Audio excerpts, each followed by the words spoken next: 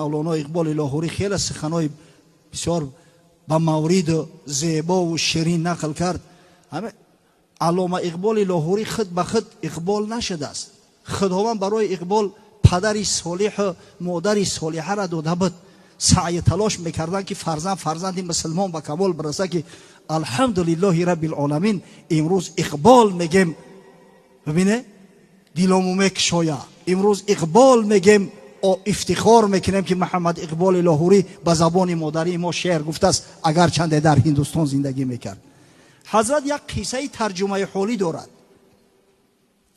قصه میکند که سائل مثل قضای مبرم بر در ما زد صدای پیهم، از غضب چوب شکستم بر سرش، حاصل دریوزه افتاد از برش.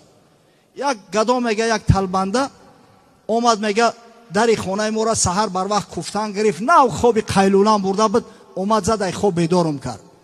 از بس که جوان بودم، جوان خچه کنترل کردن نمیتونه، به خشم غضب اومدم میگه هم یک چوب گرفتم در سرش زدم، یک عصا سر شکفوندم.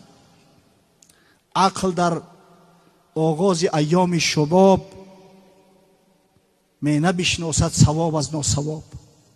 از مزاج من پدر افسرده گشت، لاله‌زاری چهرهش آزرده گشت.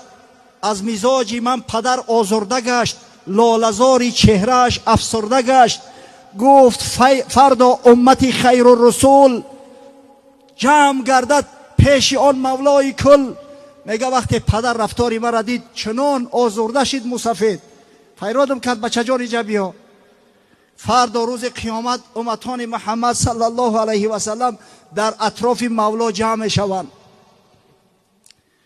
غازیان ملت بیضای او، حافظان حکمت رعنای او، هم شهیدان که دین را حجتند، مثل انجم از برای امتند.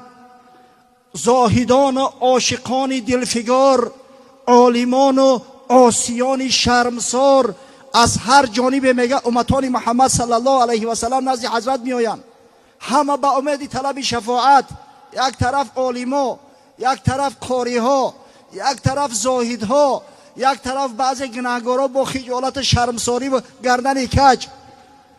در میان انجمن گردد بلند، ناله های این گدای دردمند. همون وقت این همی گدایی که تو زدی سر شکفاندی نزد پیامبر صلی الله علیه و سلم بروی و بگه که یا رسول الله، این همی شیخی ریش سفید ابیض شهر فرزندی خچه تربیه کرده نتونست، امروز به گردنی بلند ایستاده است و فرزندش زد سری منو به یگان گناه کفان. در میان انجمن گردد بلند، ناله های آن گدای دردمند. ای صراطت مشکل از بی مرکبی، من چی گویم چون مرا پرسد نبی. خداوند گفت گذشتن پول صراط برات مشکل بگردانه که اگر حبیب خدا از من سوال کنه من در جوابش چی میگم. حق جوانی مسلم با تو سپرد، کو نصیب از دبستانت نبرد.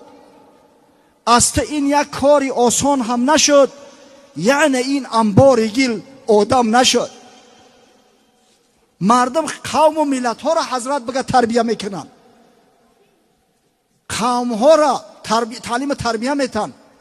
از تو خورترین کاری حتی واقع نشد. همین فرزندی تو یک خاکی خنک بود، هم تا یک خلطه خاک ماند. اندک اندیش یاد داره پسر، اجتماع امت خیر البشر.